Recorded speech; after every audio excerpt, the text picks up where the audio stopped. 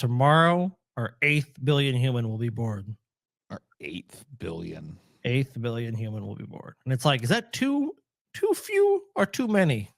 It's like, I've got an answer for you. So the other day, I happened to be listening to the radio, and a song from one of my favorite bands came on, Locomotive Breath by the band Jethro Tull. Sometimes, out of curiosity, I'll look up what the lyrics to a song mean. I did that here, and I was very surprised by what I found. I came across this Rolling Stone article from 2018 titled Jethro Tull's Ian Anderson, My Life in 10 Songs, written by Corey Grow. In case you didn't know, Ian Anderson is the frontman, flute player, and chief songwriter for Jethro Tull. About Locomotive Breath, Anderson said, "It was my first song that was perhaps on a topic that would be a little more appropriate to today's world. It was about the runaway train of population growth and capitalism. Where is it going? Bearing in mind, of course, when I was born in 1947, the population of the planet was slightly less than a third of what it is today. So it should be a sobering thought that in one man's lifetime, our planetary population growth would have brought prosperity, happiness, food, and a reasonable spread of wealth. But quite the opposite has happened,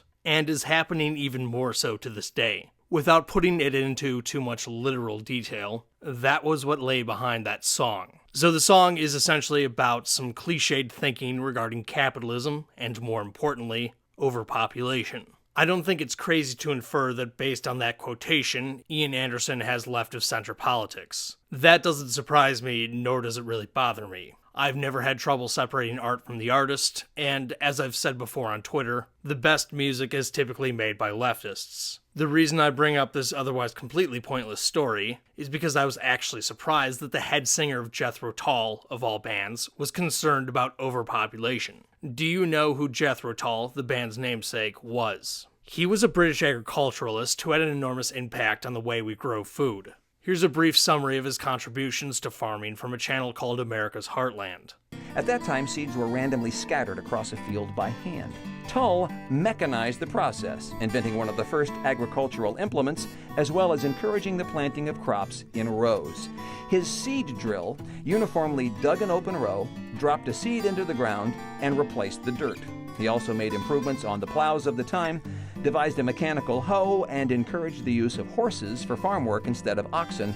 Tull believed that horses did a better job of pulverizing the soil and reducing the incidence of weeds. Tull is known as the father of British agriculture, and rightly so. His seed drill invention alone dramatically increased crop yields as less seed was wasted. Crops were grown in rows, making them easier to harvest and the fields easier to weed, and the mechanization cut sowing time significantly. There have always been people who were concerned about overpopulation, but the most famous, aside from the fictional Thanos, is Thomas Malthus. Malthus was an incredibly influential 19th century economist, demographer, and theologian who wrote the impactful essay, An Essay on the Principle of Population. Malthus famously wrote about how human population growth, under good conditions, will grow geometrically, while the Earth's resources will grow in a linear way at best. Therefore, humans will inevitably exceed our carrying capacity, and mass starvation is inevitable. As Malthus wrote in The Principle of Population, the power of population is so superior to the power of the earth to produce subsistence for man that premature death must in some shape or other visit the human race. Love him or hate him, no one can deny Malthus's influence. Despite his religious background, Malthus was a major influence on Charles Darwin. On a more grim note, Malthusian population theory played a major role in shaping the policies that helped lead to famines in the 19th century British colonies of India and Ireland. Despite his influence, when his ideas weren't being actively implemented by a colonial government, Thomas Malthus turned out to be mostly wrong.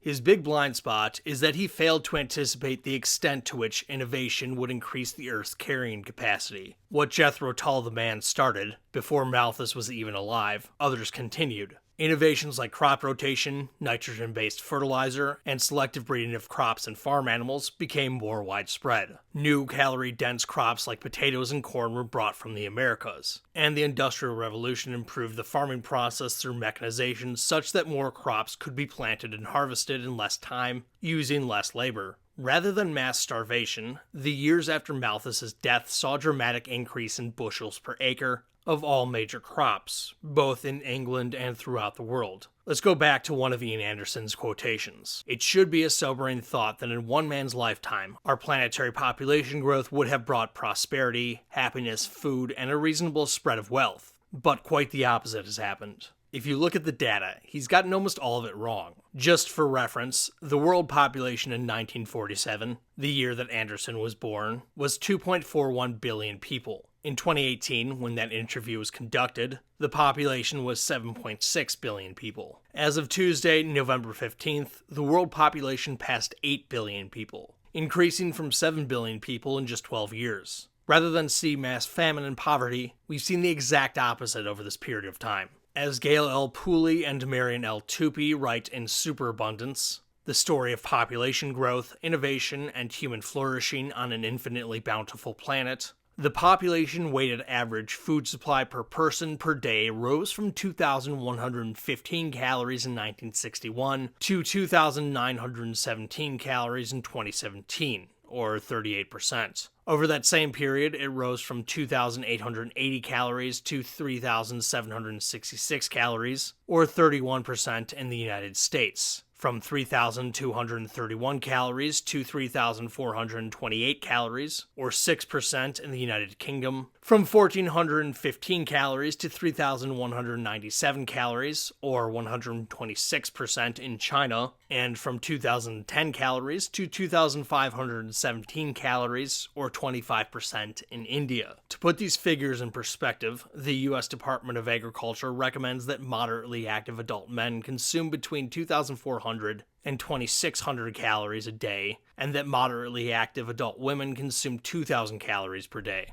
In sub-Saharan Africa, a region that once seemed destined for hunger, many of us remember the horrifying photos of malnourished babies from the Horn of Africa. In the early 1980s, food supply rose from 2,004 calories in 1961 to 2,447 calories in 2017. That's a 22% increase. Put differently, the world's poorest region now enjoys access to food that is roughly the equivalent to that of the Portuguese in the early 1960s. In fact, scientists from the African Population and Health Research Center in Kenya estimated that in 4 out of 24 African countries surveyed in 2017, obesity prevalence among urban women exceeded 20%. It ranged between 10 and 19% in the other 20 countries. Today, obesity tends to be a bigger problem than starvation in many parts of the world, and famines have disappeared outside of active war zones. For example, Yemen in 2020. The decline in extreme poverty is similarly impressive. As Pooley and Tupy write, the rates of extreme poverty have plummeted, with the share of people living on less than $1.90 per day declining from 42% in 1981 to less than 10% in 2015. In China, it fell from 66% in 1990 to an astonishingly low 0.5% in 2016. In India, it fell from 62% in 1977 to 21% in 2011. Today, extreme poverty is no longer a global problem, but still an African problem. Yet even the world's poorest regions saw extreme poverty decline from 55% in 1990 to 42% in 2015. That reduction may seem underwhelming until we realize that the population of sub-Saharan Africa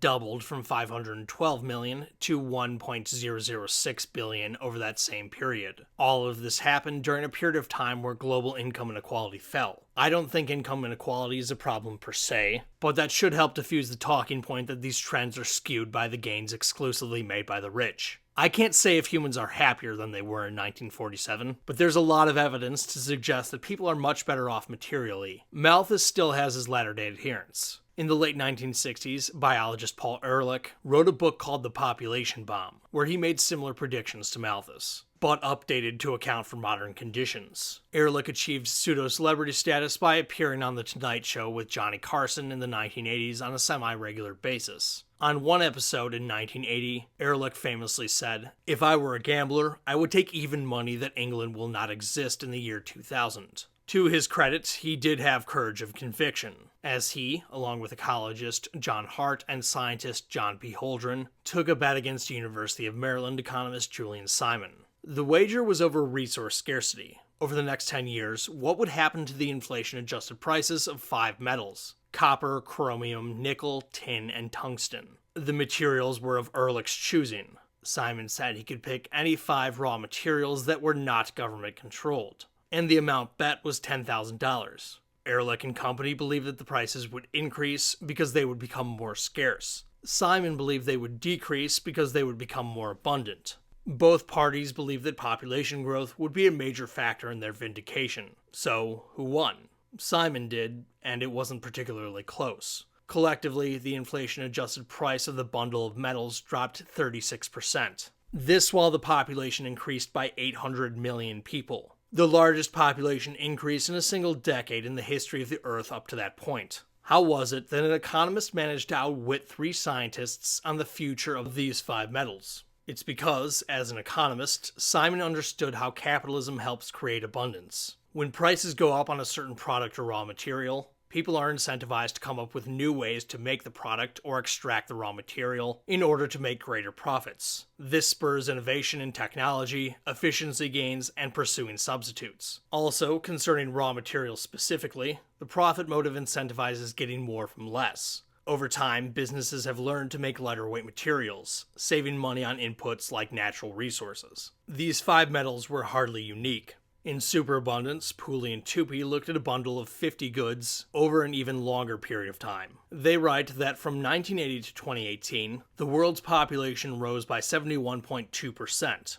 Yet the average working time required to earn enough money to buy 50 kinds of energy, food, raw materials, and metals fell by 71.6%. Put differently, the amount of effort required to buy 1 basket of the 50 commodities in 1980 bought 3.5 baskets in 2018. Going back to Ian Anderson's statement about locomotive breath, capitalism has made goods and services cheaper for your average person, and all of this has happened despite the massive growth in population. There's still a lot of gloom and doom regarding the population increasing, especially after we passed 8 billion people. And that's why a lot of people are saying overpopulation is a problem. Like I understand people on both sides of that argument. Like, Right. I think that if run properly and if taken care of properly, the earth could support way more human beings. If you drive in the United States, most of it's empty. Oh God, yeah.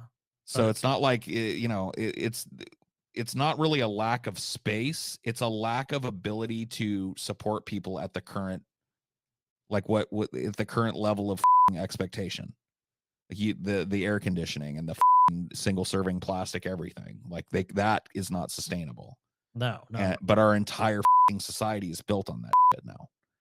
Like, most people eat something out of a plastic dish every day, and that's not going to change. And what is going to change is the viability of those products in general. In my opinion, this is misplaced. Pooley and Tupy think that, practically speaking, the Earth's resources are unlimited. That might be overstating it, but thus far, with the right institutions in place, humanity has adapted to increased population with even more abundance. Of course, there is no guarantee that this trend will continue. There may well be some limiting principle here, but we have yet to encounter it. The thing is, as countries get wealthier, their growth rates usually decline, and sometimes their population even starts to decrease, which is arguably a problem in its own right. If this applies to all countries everywhere, it's possible that we may never even reach that limit. So, as of now, I'm not worried about 8 billion people. Let's see what happens when we hit 9 billion.